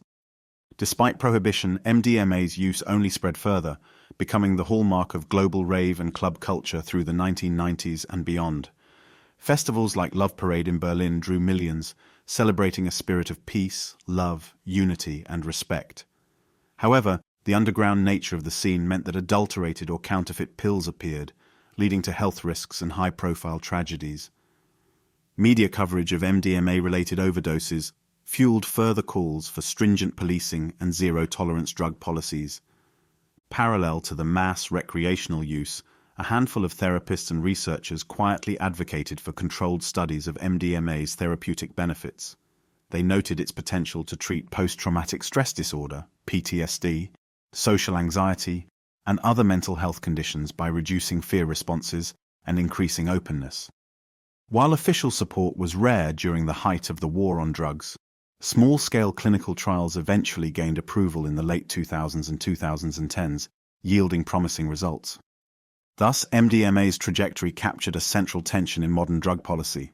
A substance that offers unique therapeutic and communal experiences is simultaneously criminalized and demonized. As the 21st century unfolded, the debate around MDMA would shift, paving the way for a renaissance in psychedelic and empathogenic research that might finally reconcile this paradox. Chapter 22: The Scientific Renaissance of Psychedelic Research. After decades of prohibition and cultural stigma, the early 21st century witnessed a surprising shift, a renewed scientific interest in psychedelics, spurred by the realization that conventional psychiatric treatments often failed to address conditions like depression, anxiety, and addiction effectively. researchers began revisiting the therapeutic potential of substances such as psilocybin, LSD, and MDMA. This time they did so armed with modern neuroimaging technologies and rigorous clinical methodologies. Johns Hopkins University led the charge in 2006 with a landmark study investigating psilocybin's effects on healthy volunteers. Under carefully controlled conditions, participants reported profound mystical experiences that often led to lasting positive changes in mood and outlook. Follow-up studies found psilocybin-assisted therapy could alleviate treatment-resistant depression and ease the existential distress of terminal cancer patients. Similar research unfolded at Imperial College London, led by figures like Dr. Robin Carhart-Harris, who utilized functional magnetic resonance imaging, fMRI, to examine how psychedelics alter brain networks, particularly the default mode network associated with self-reflection and rumination. MDMA too returned to the scientific spotlight. Organizations like the Multidisciplinary Association for Psychedelic Studies, MAPS, founded by Rick Doblin, pursued FDA-approved clinical trials examining MDMA-assisted psychotherapy for PTSD. Preliminary results were strikingly positive, showing significant reductions in PTSD symptoms even years after the treatment ended. These breakthroughs garnered cautious optimism from both the medical community and regulatory bodies. By the late 2010s, the FDA had designated MDMA-assisted psychotherapy for PTSD a breakthrough therapy, expediting further research. This new wave of studies differed markedly from the earlier era of unregulated experimentation. Researchers developed stringent protocols emphasizing set and setting, participant screening, and professional guidance during sessions. The aim was to harness psychedelics' capacity to induce transformative states in a controlled, supportive context, a far cry from the freewheeling days of 1960s acid tests. Neuroscience provided a framework to understand these substances in more precise terms. Psychedelics primarily act on serotonin 5-HT2A receptors, leading to increased cortical communication, relaxation of rigid thought patterns, and often introspective or mystical-like insights. Brain scans revealed that psychedelics reduce activity in the default mode network, correlating with a dissolution of the typical sense of self, an effect that can foster feelings of unity or oneness. At the same time, cultural attitudes began to shift. High-profile figures, from Silicon Valley entrepreneurs experimenting with microdosing to military veterans seeking relief from PTSD, openly championed psychedelic therapies. Popular media, including documentaries and books like Michael Pollan's How to Change Your Mind, further propelled psychedelics into the mainstream.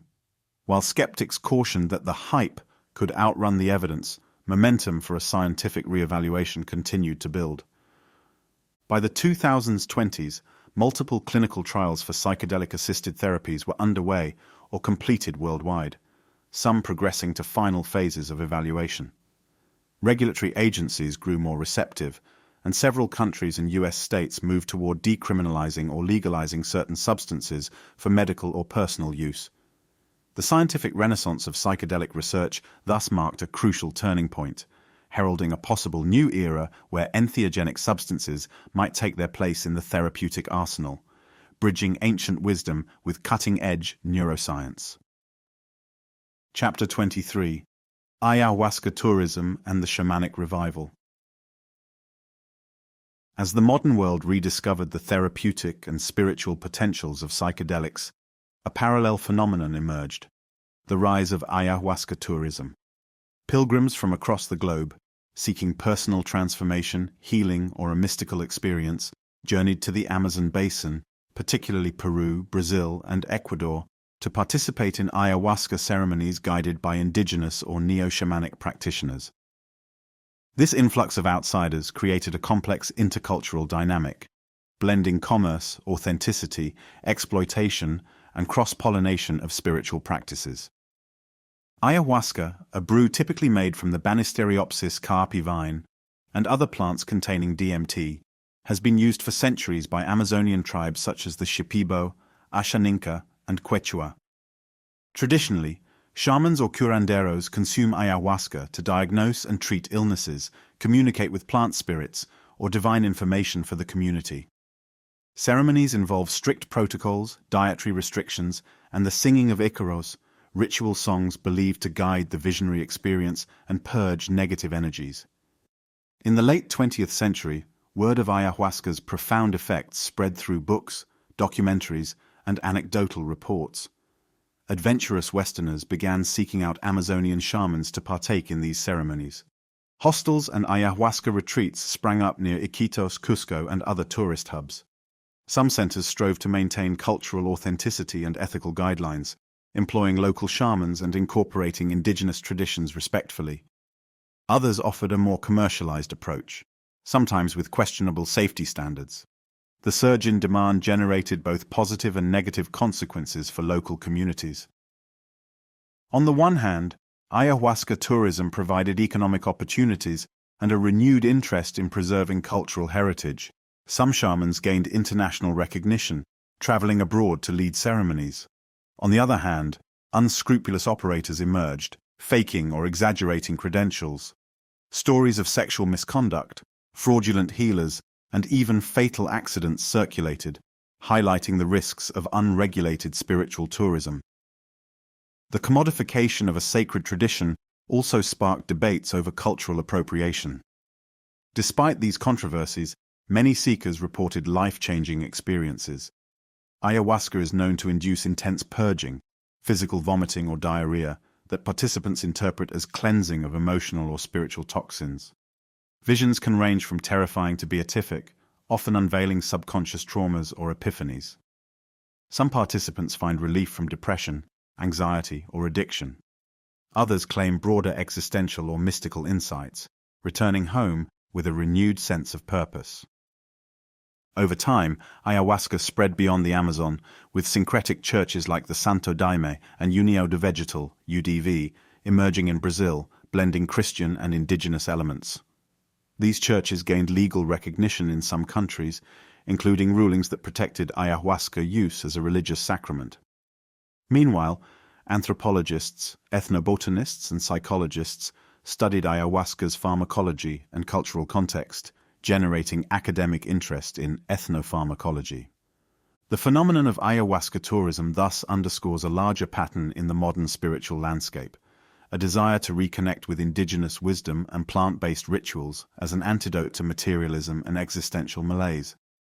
While the movement has sparked debates about exploitation, authenticity, and safety, it also provided a channel for cross-cultural exchange and helped catalyze the broader shamanic revival in the Western world. Ultimately, ayahuasca tourism reveals how a psychoactive brew from the Amazon forest became both a global commodity and a sacrament of personal and communal transformation. Chapter 24. Cannabis. Legalization and changing perceptions. Among all the psychoactive substances that have occupied human attention, cannabis stands out for its sheer ubiquity and shifting legal fortunes. Long demonized as the assassin of youth and a gateway drug, cannabis nonetheless survived decades of prohibition. By the early 21st century, however, a wave of legalization and decriminalization efforts swept across various countries and US states, reshaping public attitudes and government policies. This transformation was fueled by emerging scientific evidence, changing cultural norms, and a growing acceptance of cannabis as both medicine and a relatively benign recreational option. Historically, cannabis boasted an ancient pedigree as a medicinal herb in numerous cultures, from China to India to the Middle East. In the West, it had a sporadic presence in patent medicines during the 19th century, but the 20th century brought a clampdown. The 1937 Marijuana Tax Act in the United States effectively criminalized cannabis, spurred by sensationalist reporting and moral panic. Later, the Controlled Substances Act of 1970 classed cannabis as Schedule I, lumping it with drugs deemed to have no medical value and a high potential for abuse. By the 1990s, activists and medical professionals started challenging these assumptions. Patients with conditions like glaucoma, cancer, undergoing chemotherapy, and AIDS reported relief from cannabis, prompting states like California to pass medical marijuana laws. Scientific research discovered endocannabinoids, naturally occurring compounds in the human body that bind to cannabinoid receptors, illuminating why cannabis might offer therapeutic benefits for pain, nausea, and inflammation. Over time, public opinion steadily shifted in favor of medical use. The turning point came in the 2010s when Colorado and Washington state voted to legalize recreational marijuana. These measures, followed by similar votes in other states, demonstrated that a significant portion of the population no longer viewed cannabis as an imminent societal threat. Canada became the first G7 country to fully legalize cannabis nationwide in 2018, paving the way for a regulated market. Uruguay had already set a precedent in 2013 by becoming the world's first nation to legalize the entire cannabis supply chain. This policy shift triggered an explosion in the legal cannabis industry, spanning cultivation, retail dispensaries, product innovation, and ancillary services. At the same time, concerns arose about corporate monopolies, social equity, and ongoing disparities in law enforcement. Communities of color, disproportionately penalized for cannabis offenses, often struggled to access the new market due to high entry costs and regulatory hurdles. Advocates argued for expunging past cannabis convictions and creating opportunities for those most affected by prohibition. Meanwhile, scientific exploration continued. Researchers investigated cannabis's potential for treating chronic pain, epilepsy, particularly with cannabidiol or CBD, and other ailments. Yet complexities remained. Different strains contain varying ratios of THC, CBD, and other cannabinoids, producing a wide range of effects. Long-term heavy use could still pose risks like dependency or cognitive impacts, especially in adolescents. Thus, a more nuanced view of cannabis took shape. Neither a wonder drug nor a menace, but a multifaceted plant requiring careful regulation and informed use. In sum, the global shift in cannabis policy exemplifies how changing perceptions, scientific advancements, and grassroots activism can overturn long-standing taboos. As legalization expands, the world continues to grapple with balancing public health, social justice, and the allure of a lucrative new market, all while rediscovering a plant that has accompanied humanity for millennia. Chapter 25. The Neurochemistry of Psychedelics, Receptors and Neural Pathways. Throughout human history, psychoactive substances were often explained through mythic, spiritual, or purely anecdotal lenses. However, modern neuroscience has started to illuminate the precise biological mechanisms underlying these profound shifts in consciousness. At the heart of the psychedelic experience lies a delicate dance of neurotransmitters and receptors, chief among them serotonin 5-HT2, A receptors in the brain's cortex and related regions. Psychedelics such as LSD, psilocybin found in magic mushrooms, DMT present in ayahuasca, and mescaline found in peyote and San Pedro cacti share a key pharmacological feature. They act as agonists or partial agonists at the 5-HT2A receptor. By binding to these receptors, they alter the normal flow of information in the brain, particularly in areas tied to perception, emotion, and self-reflection. The result can include visual and auditory hallucinations, a breakdown of ego boundaries, heightened empathy, and mystical-like insights. Neuroimaging studies using fMRI and PET scans reveal that psychedelics reduce activity in the default mode network, DMN, a set of interconnected brain regions active during self-referential thought, daydreaming, and rumination. When the DMN quiets down, the brain may become more flexible, allowing for novel connections between regions that typically do not communicate extensively. This increased connectivity can manifest as synesthesia, cross-sensory experiences, unique creative insights, and a sense of unity or oneness with the environment. Similarly, MDMA, though not a classical psychedelic, increases serotonin, dopamine, and norepinephrine levels, but it's best known for triggering a surge of oxytocin, the love hormone. This chemical cascade often leads to heightened empathy, emotional warmth, and a willingness to confront traumatic memories in therapeutic settings. However, excessive or repeated use of MDMA can deplete serotonin, leading to depressive crashes or neurotoxic risks if abused. Cannabis interacts differently, primarily through the endocannabinoid system. THC binds to CB, one receptor scattered throughout the brain, influencing memory, appetite, pain sensation, and mood. At high doses, THC can produce mild hallucinatory effects, but it is generally not classified as a classic psychedelic. CBD, another cannabinoid, does not bind strongly to CB1, but modulates other receptors and signaling pathways, which can reduce anxiety and inflammation. Understanding these mechanisms is crucial for developing targeted therapies. Researchers study how psychedelics disrupt maladaptive patterns in conditions like depression or addiction, possibly resetting certain neural circuits. The phenomenon of afterglow, where patients report improved mood and perspective for weeks after just one psychedelic session, further hints at lasting changes in brain plasticity. Brain-derived neurotrophic factor, BDNF, a protein associated with neuron growth and resilience, may also be upregulated during the psychedelic experience. However, the neurochemistry of these substances is not without potential pitfalls. Overactivation of serotonin receptors can lead to conditions like serotonin syndrome if combined with other serotonergic drugs.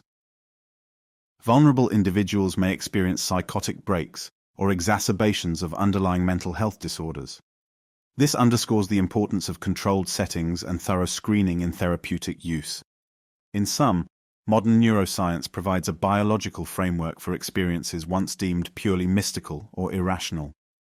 By mapping the receptor interactions and neural pathways, researchers can better harness the beneficial aspects of these substances for treatment while minimizing risks.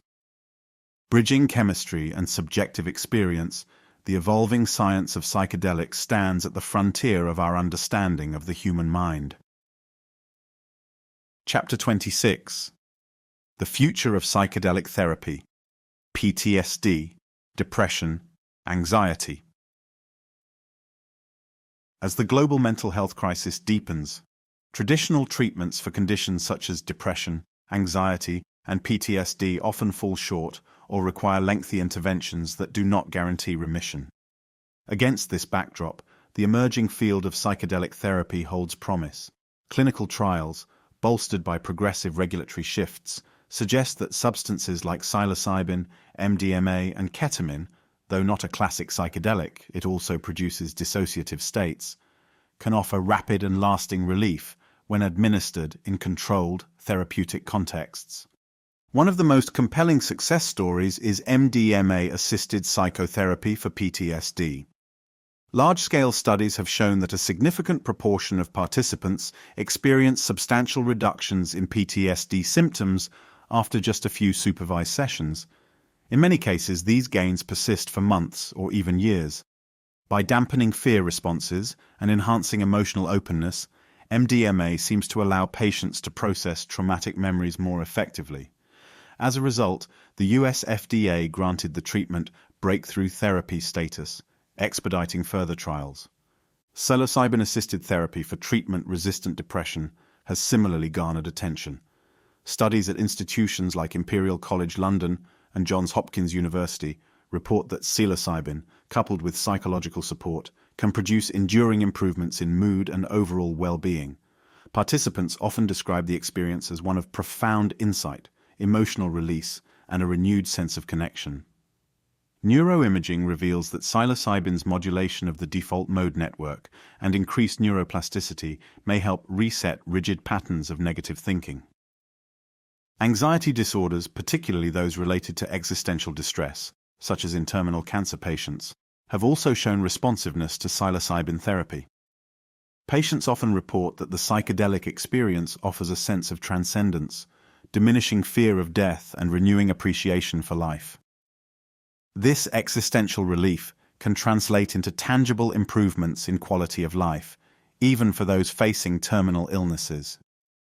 Despite these breakthroughs, numerous challenges remain. Securing funding for large-scale trials is difficult, given the lingering stigma around psychedelics. Regulatory hurdles persist, although some jurisdictions have begun to reclassify or decriminalize these substances. Training qualified therapists is another bottleneck. Psychedelic-assisted psychotherapy requires specialized skills in guiding participants through potentially intense emotional and visionary states. Moreover, The risk of adverse reactions, while relatively low in controlled environments, underscores the need for careful screening and professional oversight. Not everyone is a suitable candidate for psychedelic therapy, particularly individuals with a history of psychosis or certain cardiovascular conditions. Ethical concerns also arise around accessibility, cost, and potential commercialization, as pharmaceutical companies and venture capitalists eye the burgeoning psychedelic industry. Nonetheless, the momentum seems irreversible. Governments and health agencies are increasingly open to evidence-based discussions, while patients and healthcare providers clamor for innovative treatments. Psychedelic therapy could complement or even replace some standard medications, potentially reducing the reliance on long-term antidepressants or anxiolytics. As research progresses, a new paradigm in mental health care may emerge, one that recognizes the potential of profound, transformative experiences to catalyze lasting psychological change. In this evolving landscape, the future of psychedelic therapy offers a beacon of hope. If scientifically validated, these ancient substances, long suppressed by drug laws and cultural taboos, could usher in a renaissance of healing, bridging the gap between neurochemistry and the deepest human aspirations for meaning, connection, and relief from suffering. While full-dose psychedelic sessions often dominate headlines, a subtler trend quietly gained traction in the early 21st century: microdosing. This practice involves taking very small, subperceptual amounts of a psychedelic, commonly LSD or psilocybin, on a regular schedule. Proponents claim microdosing enhances creativity, focus, and emotional well-being, without triggering the profound visual or introspective experiences associated with higher doses. Though anecdotal, these claims spurred widespread interest, especially in tech-forward communities seeking an edge in productivity and innovation. Microdosing typically means ingesting about 1/10 or less of a conventional psychedelic dose. Users report a gentle lift in mood, increased clarity, and sometimes improved social interactions. This practice gained visibility through blogs, podcasts, and self-help literature, where individuals charted their microdosing regimens and described perceived benefits. Media outlets seized upon sensational tales of Silicon Valley engineers concocting mind-hacking protocols to fuel software breakthroughs or entrepreneurial creativity. From a scientific standpoint, controlled studies on microdosing remain sparse. While initial findings suggest some improvement in certain cognitive tasks and emotional measures, the results are not always consistent, and placebo effects could be significant. Nonetheless, the anecdotal fervor underscores a broader cultural shift toward cognitive liberty, the notion that individuals have the right to modify their consciousness and mental states as they see fit, provided they do not harm others. This concept of cognitive liberty challenges the paternalistic policies of the war on drugs, which often classify substances based on outdated moral or political criteria rather than scientific evidence. Advocates argue that responsible adults should be free to explore and modulate their minds, whether through yoga, meditation, biofeedback, or microdoses of psychedelics. Critics counter that even mild dosages of illegal substances pose societal risks, from potential misjudgment while driving to the slippery slope of addiction. They also question the emphasis on productivity gains, warning that microdosing could become another tool for corporate efficiency at the expense of deeper introspection. Despite these debates, microdosing has helped normalize conversations about psychedelics. By framing use as a lifestyle hack rather than a countercultural rebellion, microdoses have attracted curious experimenters who might otherwise shy away from a full-blown psychedelic trip. This trend dovetails with a broader acceptance of marijuana and the mainstreaming of wellness culture, wherein personal growth and performance optimization become intertwined. Simultaneously, a growing body of activist lawyers, policymakers, and organizations like the Psychedelic Bar Association advocate for the decriminalization of psychedelics based on principles of cognitive liberty, harm reduction, and therapeutic potential. Cities such as Denver, Oakland, and Santa Cruz have decriminalized certain entheogens, signaling a local-level pushback against federal prohibitions. Ultimately, microdosing is less a revolutionary method of using psychedelics and more a reflection of changing cultural values. It challenges the binary of drug abuse versus abstinence, suggesting a spectrum of use cases. Whether microdosing will evolve into a widely accepted practice or remain a niche pursuit, it highlights society's shifting attitudes towards psychoactives and underscores the emerging ethos that the freedom to explore one's own consciousness may be an essential human right in the 21st century. Chapter 28. Conclusion: Bridging the Sacred and the Scientific. Throughout the vast tapestry of human history, psychoactive substances have been both revered and reviled.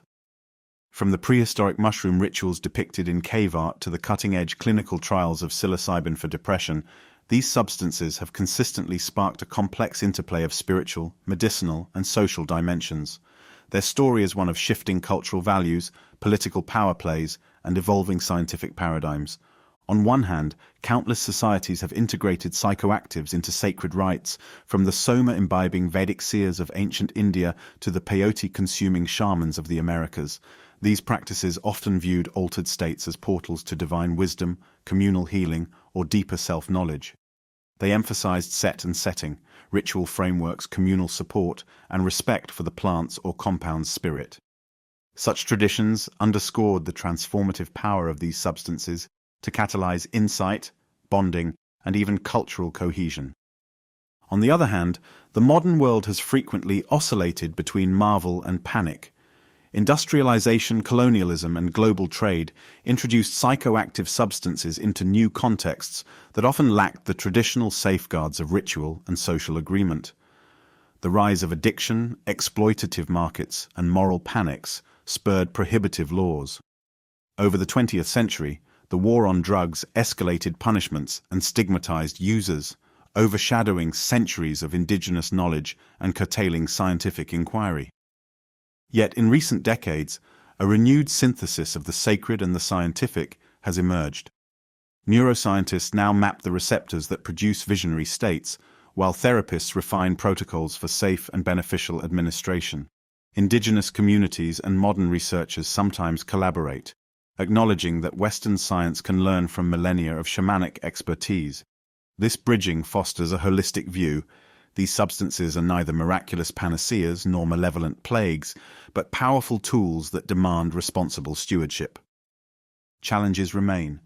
Ethical and equitable access to therapies is not guaranteed, especially for marginalized communities historically harmed by drug criminalization. Commercial interests risk commodifying sacred traditions and overshadowing indigenous sovereignty. And not all experiences with psychoactive substances are healing. Some can be frightening or destabilizing, highlighting the need for robust preparation, guidance, and integration. Nevertheless, humanity stands at a crossroads. A once forbidden field of psychedelic research is re-entering the academic and medical mainstream, offering potential breakthroughs in mental health. Cultural attitudes toward cannabis, psilocybin, ayahuasca, and other psychoactives are thawing. Dialogues about decriminalization, harm reduction, and cognitive liberty are growing louder, suggesting a future where these substances may be woven into society with greater wisdom and compassion. Ultimately, the history of psychoactive drug use is a testament to our enduring quest for meaning, connection, and healing. Whether in the hallowed temples of Eleusis, the tribal ceremonies of the Amazon, or the sterile labs of modern neuroscience, the pursuit remains constant: to peer into the hidden realms of the mind, to touch the ineffable, and to glean insights that might enrich our collective journey. In bridging the sacred and the scientific, we honor the full tapestry of human experience, recognizing that the seeds planted in ancient fireside rituals continue to grow, guiding us toward new horizons of understanding and transformation.